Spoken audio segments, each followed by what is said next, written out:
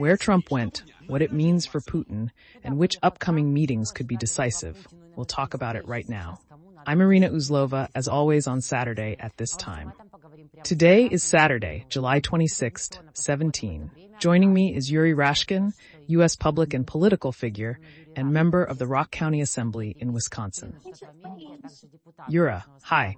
Good to see you. Glory to Ukraine. The Guardian writes that Fedorovich will be in Scotland for 5 days, where he will meet with European partners, colleagues of Ursula von der Leyen and others, to discuss the issue of the Russian-Ukrainian war. We see that he did not go to the Kremlin or China, but to Europe, and he will talk about Ukraine. I don't think there will be a lot of pleasant things for Putin there.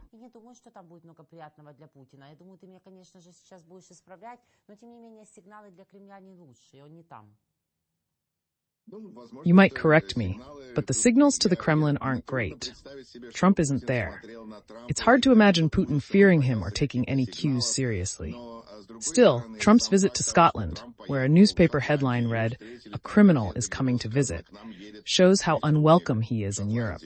He'd probably prefer going to China or some authoritarian country where he'd get the kind of flag-waving reception he enjoys.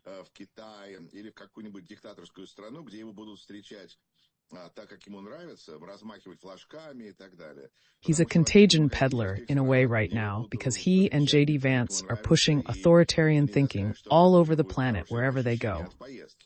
On the other hand, he loves golf.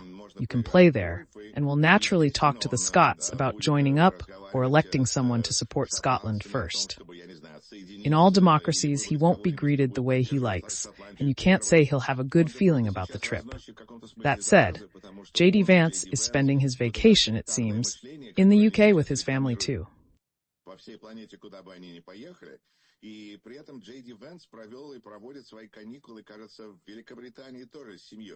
There's clearly an attempt to influence the UK, partly because it's out of Brexit, so they're trying to draw it closer to them.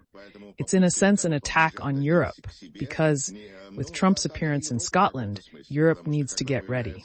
On the other hand, his plans to go to Beijing in September and perhaps meet with Putin there to divide the world into 3 parts, as they envision it. I wonder what Erdogan and everyone else thinks about that. I think nothing changes here, and this trip doesn't interfere with the other one. True, we hear that he has health problems, but so far that hasn't prevented him from traveling and playing golf.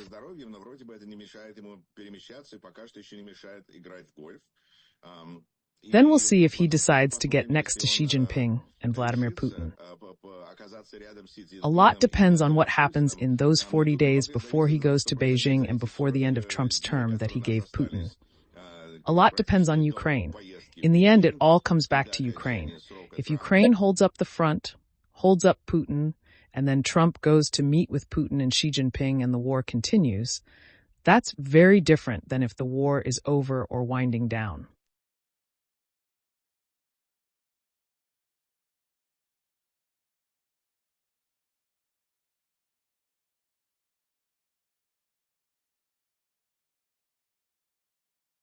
When there was a meeting at Yalta or Potsdam, I think when the war was still going on, they thought that it was possible not necessarily to end the war, but to continue to negotiate. But their agreements, I think, are unlikely to be successful.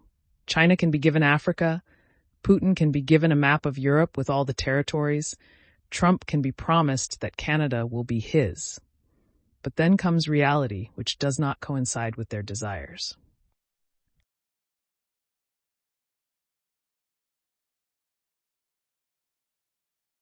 And regarding Russia's role, Yura, who can say for sure that Trump will go to China. He mentioned a possible meeting in the future, but gave no confirmation. He hasn't ruled out meeting Zelenskyy either, though it seems unlikely. Why would he go to China, especially with the ultimatum he hinted at? He might not go at all, and instead reimpose old tariffs on China, India, and Brazil. He even said yesterday that could happen before the deadline.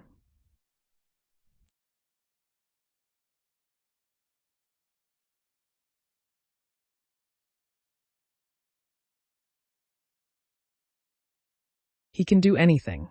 He can impose tariffs, then they can be challenged in court, but he will make the initial gesture. I think he'll try to go. He wanted to go on May 9th, but couldn't because the war was going on. If the Ukraine surrendered, Trump seems to hope that Putin will be able to follow through with his plans. But those are false dreams. If Trump thinks he will end up in China, celebrating the division of the world and victory, he is sorely mistaken.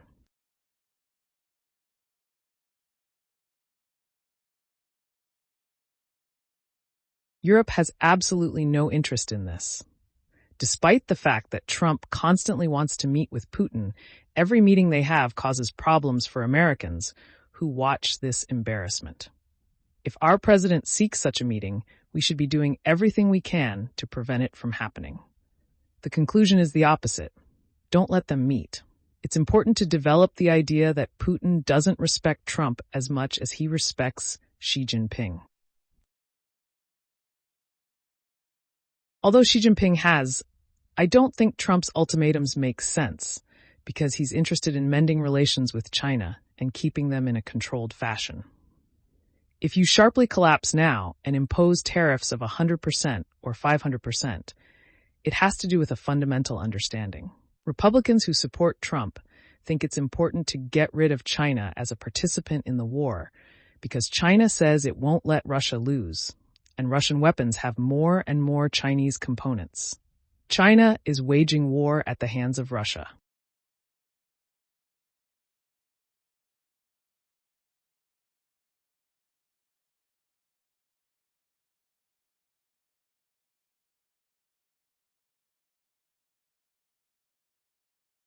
If our president goes and meets in China, I don't think it will please his magician who is trying to swallow the whole Epstein story, and they're not succeeding. It all depends on how much attention needs to be diverted away from Epstein. If people stop following him and say, oh, he went to China, what an important meeting, that's a plus.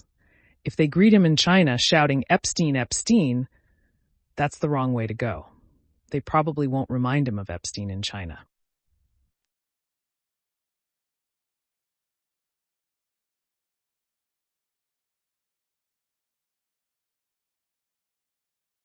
Today we spoke with Volodymyr Zelenskyy, a diplomat, Ukraine's foreign minister in 2007-2009, and director of the Center for Russian Studies.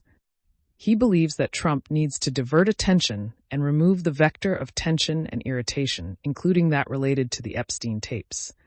Therefore, he needs a victory on the geopolitical field, and sanctions are likely to be imposed to divert attention from the scandal.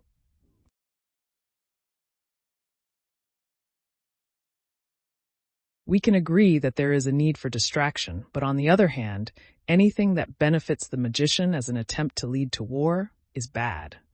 MAG and the Kremlin narrative have a clear understanding that the main thing is for the United States not to interfere anywhere. If the possibility arises that the U.S. is making friends with China or helping Ukraine or Israel, MAGA starts looking at Trump with suspicion and saying, you promised to be a peacemaker, and now you're doing these things. You promised that prices would be lower.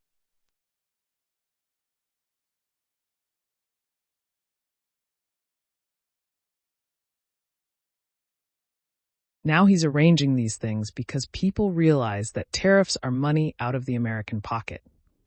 Now you can see that there are suppliers, middlemen, and buyers.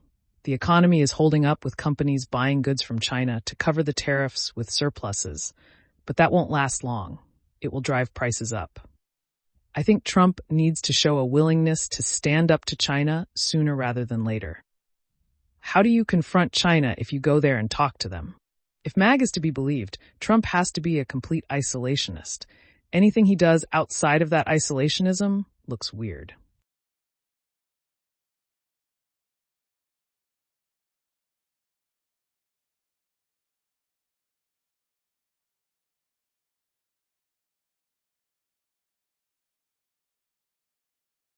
The only thing Trump has managed so far is to take the focus off Epstein a bit by starting to talk about Barack Obama being a traitor, a terrorist, trying to steal the 2016 election which Trump won. Trumpists have a desire to hurt those they don't like, and they don't like the outside world. If Trump is only going to deal with domestic issues, that's disturbing. Now, news has come out of Israel that Trump thinks negotiations with Hamas should be stopped, which is suspicious, because what about the hostages?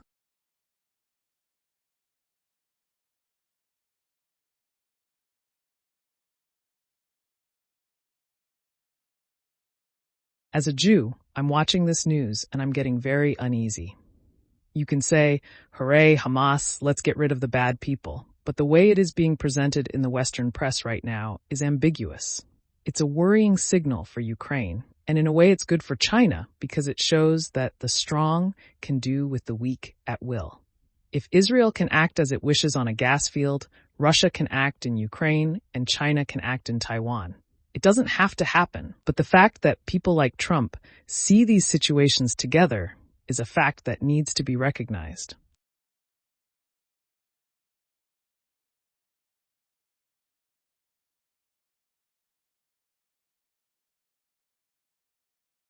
Yura, honestly, the scale is quite different, and such comparisons don't sound exactly from Trump's entourage, or is it just this vision that Ukraine is like gas? I think they don't want to voice it, but it's clear who they support. In a way, Europe is stopping them from making loud statements in support of Russia, because allies are important right now. Otherwise, Trump would have completely walked away by now and not supplied weapons, because what he cares about right now is not his reputation among Ukrainians, but among Europeans. This trip and everything he is doing still worries him. On the one hand, he doesn't trust the Europeans. On the other, he wants Europe to be weakened, but he still wants their respect and support.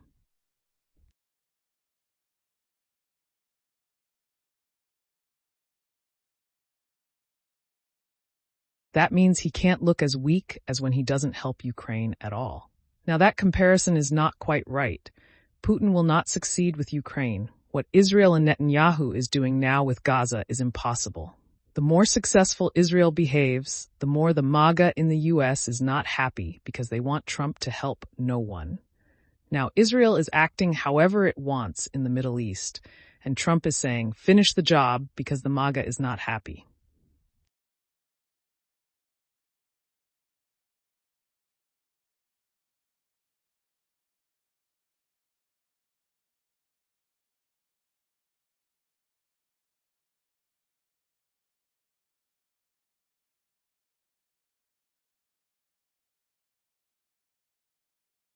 That's why we need a final ending, and fast. As someone who is in favor of Ukraine, I don't like to imagine him saying, Ukraine is Israel. Ukraine is not acting like Israel right now, in the sense of dominating the battlefield, which it is not yet. If Ukraine was smashing Russia, then Trump might have a realization that it's wrong to compare Gaza and Ukraine.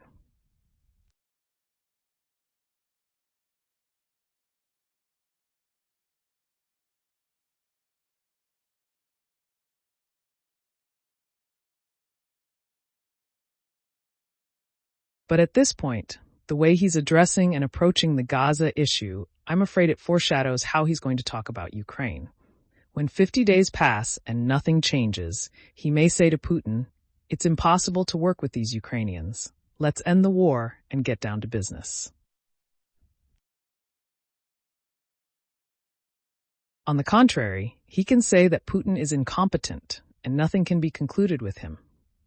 He says the same thing about Netanyahu, that he doesn't listen to him and almost leads him around by the nose. But what can he do about it? He respects those who can lead him around by the nose, which means they have power. He entered for Israel because he knew there would be an attack and he could choose to be part of the victory or sit on the sidelines. He didn't want to sit on the sidelines, to be part of the victory. Please.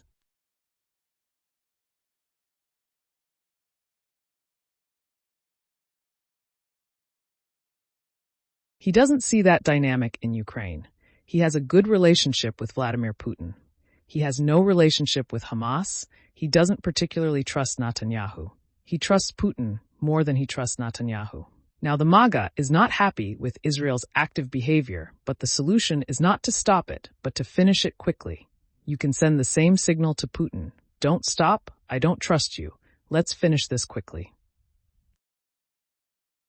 I don't see where his good relationship with Putin shows. He's not calling or meeting with him. Some Ukrainian patriots are already writing in Western media that Trump has recently initiated arms sales. So where's the friendship with Putin in that? I would like to see 10% tariffs on Russia. I realize we trade almost nothing with Russia, about $3.5 billion. For example, the $4 billion that Biden has allocated to Ukraine could be spent. It could very well have been shown by actions, because word of the Patriot system that was actually delivered to Ukraine from Germany is a great merit. It is a mutual merit. 3 Patriot systems have already arrived, the Washington Post reports.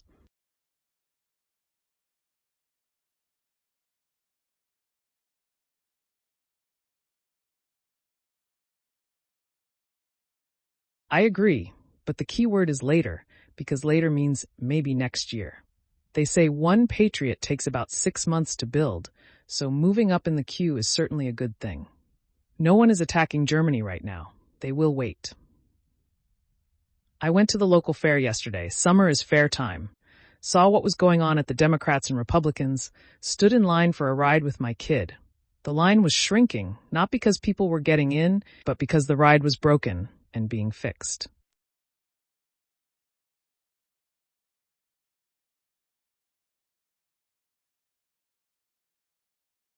We need to look for other suppliers.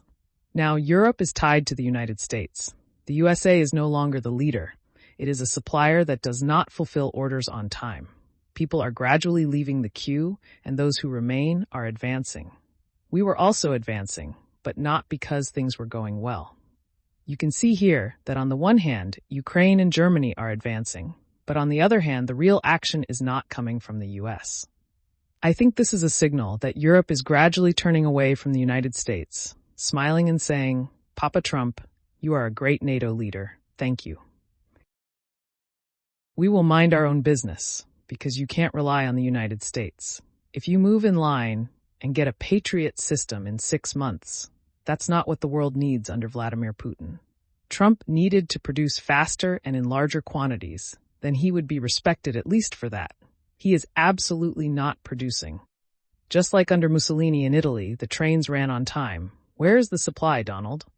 Donald is mostly busy with the Epstein case. Has abandoned the Justice Department to study Epstein's files, look up his name and create documents for the department on the Epstein case.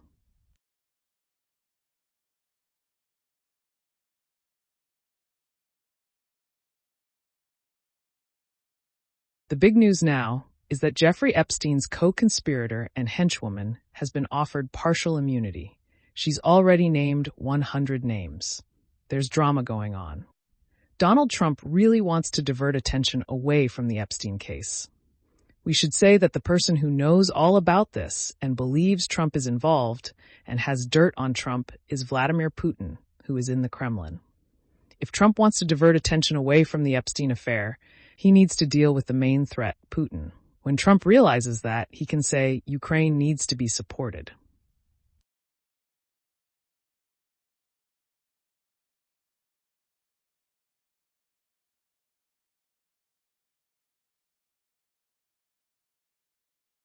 Or he'll say, Ukraine is right, or democratic values, something he likes.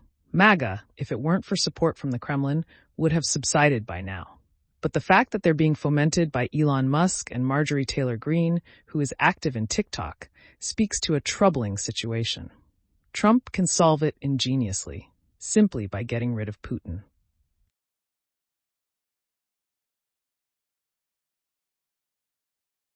When asked if he told the House GOP leader not to support the Epstein resolution, Trump replied, "No, never. I'm focused on making deals, not conspiracy theories like you. It's sad. You should be talking about our country's successes, not this nonsense."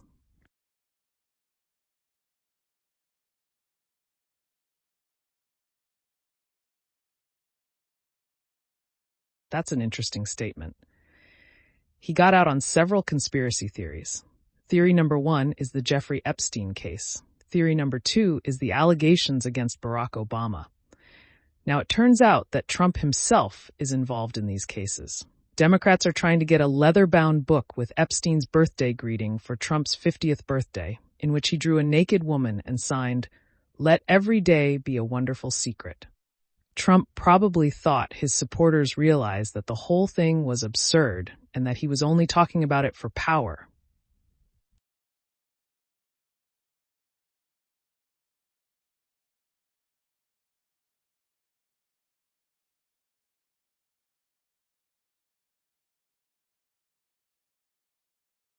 It was obvious to reasonable people. Nothing special was there.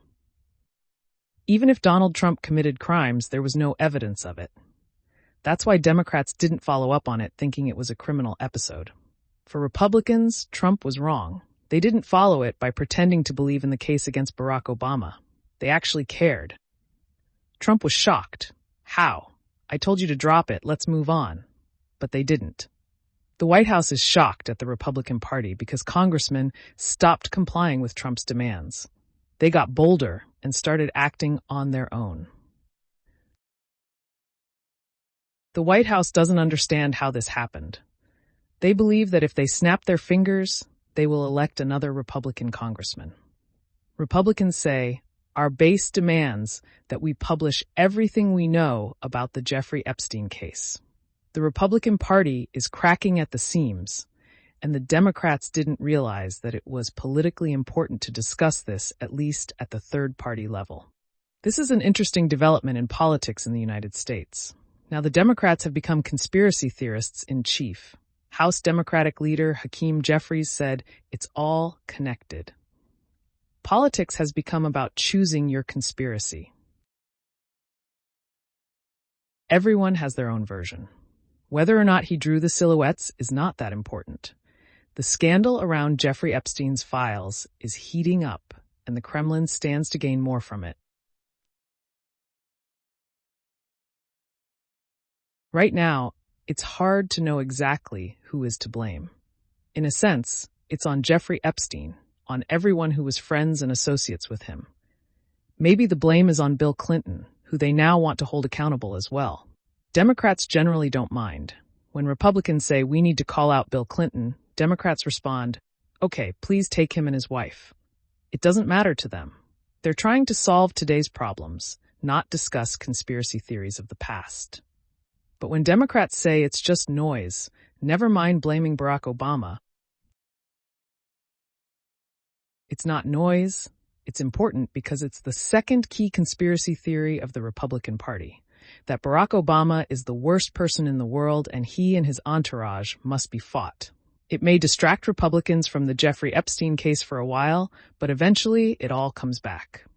A few minutes or hours pass and the crowd starts chanting again, Epstein, Epstein. What's next? Do you think the Kremlin could have sent its agents to him, to the villas where these events took place? How deeply embedded is the Kremlin's hand in this scandalous affair?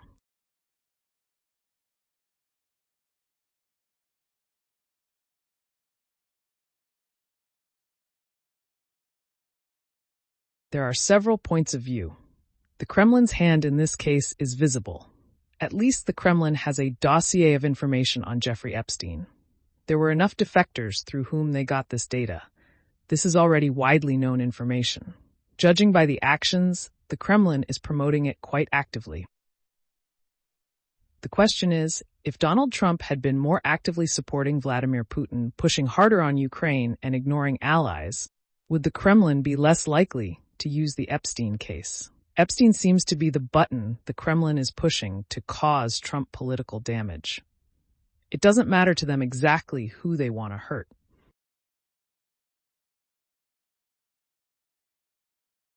At some point, Trump has to realize that he is dealing with a threat from the Kremlin. He may already realize that if he doesn't deal with the Kremlin, the pressure will continue. He must know that the MAGA movement is fueled by information from the Kremlin, and that Vladimir Putin's views and MAGA's views coincide.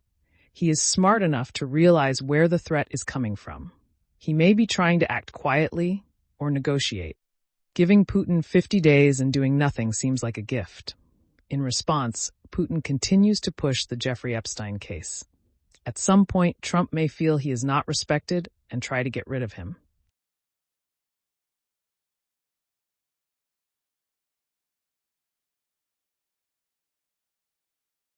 To what extent Trump will succeed in doing this, and to what extent Putin will stop pushing the button is an interesting question, but so far no stopping is in sight. Perhaps if Trump meets with Xi Jinping in China and they share the world, we'll hear less about the Jeffrey Epstein case afterward. That would be interesting. But right now, this is a political fire that Elon Musk started with his tweet, and it continues to burn. Trump has yet to find a way to change the subject, though he's always been the king of changing the subject. We're even surprised at how stupid and bizarre his attempts look, like suggesting changing the name of a team or revoking the citizenship of some actress.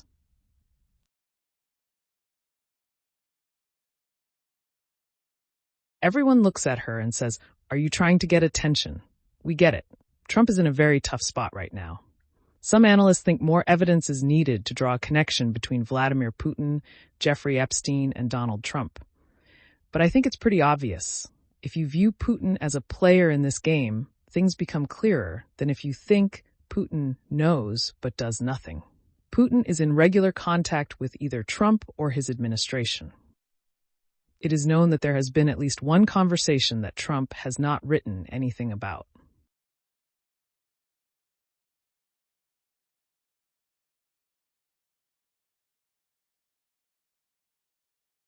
There may have been other conversations that Trump didn't tweet about. We are now out of the level of transparency that we had under Joe Biden, when there were regular press conferences and things were explained and proven. Now, if Trump writes a tweet, we learn something. If he doesn't, we're being lied to by others, like Caroline Leavitt, or someone in his inner circle who is busy attacking the press, promoting Trump's views, and constantly praising him.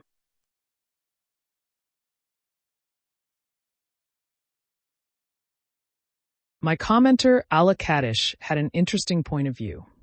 She believes that the Jeffrey Epstein case could be an opportunity for Donald Trump's supporters to get off the needle because they are tired of him and his constant scandals.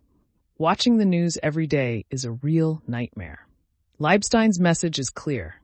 Trump is in on it, or at least covering up for those who are involved. This is a chance for Trumpists to get rid of him. The question is, what happens after Trump? Chaos will ensue, and there is no guarantee that J.D. Vance will be better or worse than Trump. He will be very different.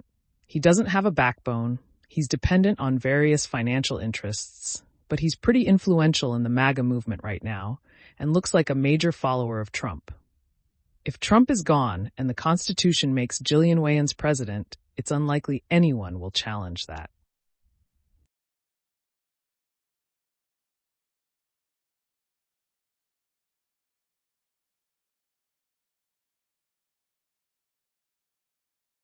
The question is how much longer Trump can hold out, because everyone is looking at him. When he made the statement about his health, he doesn't usually make statements like that. I wonder why he said that. Immediately there was talk that he might be physically giving up, or he was going to leave power. Or maybe he wants to say, I'm not leaving because of the Jeffrey Epstein case, but because I have health issues. Or maybe it's all about the lack of transparency, and we're left to speculate. It's absurd to think that Putin knows nothing about Epstein. Rather, Putin knows everything and is pressuring Trump. Perhaps that's over the top, but I think it's closer to the truth.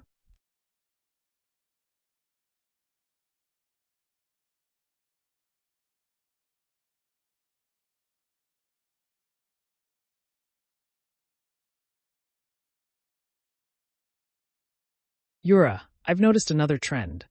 I think they need a third party. Donald Trump's ratings are down. The Democratic Party's ratings are down. They're going into historic decline. What's going on? Yura, when it comes to the Democrats, honestly, I've forgotten that their ratings even exist.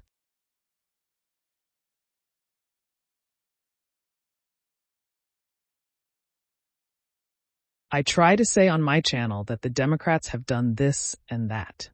They have the ability to speak loudly, we are listened to, but it's impossible to say we make important decisions. Democrats are seen and heard.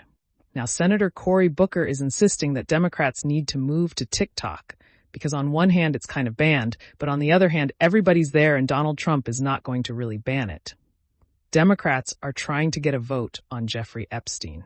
It's important and interesting because all of a sudden you can see that Democrats and Republicans can work together on this case. Democrats are voting to release all the information, and Republicans can't help but support that.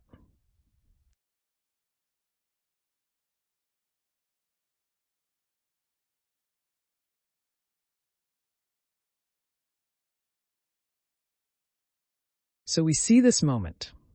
The next important political moment is that Donald Trump realizes he has gotten his bill through, and now the main task is not to lose the majority in both houses. He has the Senate looking pretty solid and the House of Representatives looking very tentative. Several states, like Texas, have said they will redraw districts to create more Republican seats to help at the polls. In response, California and Illinois say that if Texas does that, they will respond in kind.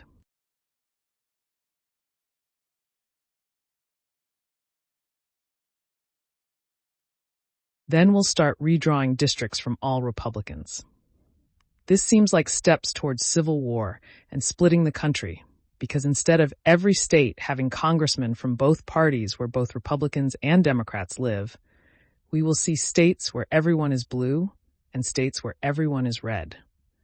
This leads to divisiveness, and people who want to be represented will think no one is representing them. Districts are drawn so that their own people win.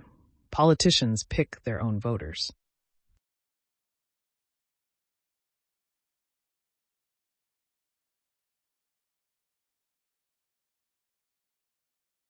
I'm reminded of Tim Colin, a well-known politician at the local level, who for years promoted the idea of a nonpartisan commission to divide districts so that the process would not be partisan or statewide, but run by committee. Republicans often win in such circumstances too. It's not the end of the world for them. Now that the Republicans have gone on the open attack, however, the idea of nonpartisan partition has been discarded. Now it's a fight. If they fight, we'll fight. One more point. I get a lot of emails saying, "Where's Kamala Harris?" Right now, Kamala Harris is dealing with her own issues. She lost the race and has moved on to another stage, possibly running for governor of California.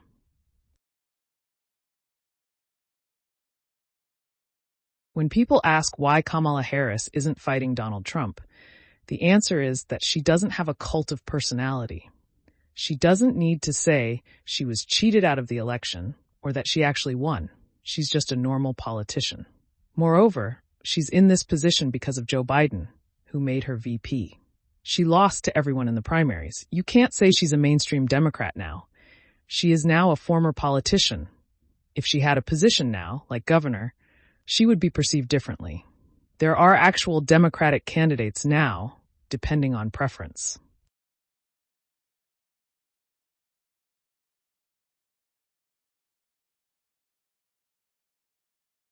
There is Alexander Ocasio-Cortez, who leads the populists and socialists into the future.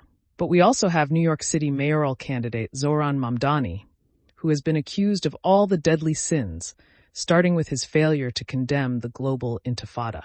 His program, as I just saw in the article, is similar to that of Michael Bloomberg, who was a multi-billionaire and big businessman. The idea is the same. When a city is in trouble, you need to tax the rich, improve the transportation system, and get food delivered to people so that stores will have food in the city. Those three specific problems are solved by both socialists and capitalists because that's the best approach. And what you call yourselves is what politics is all about.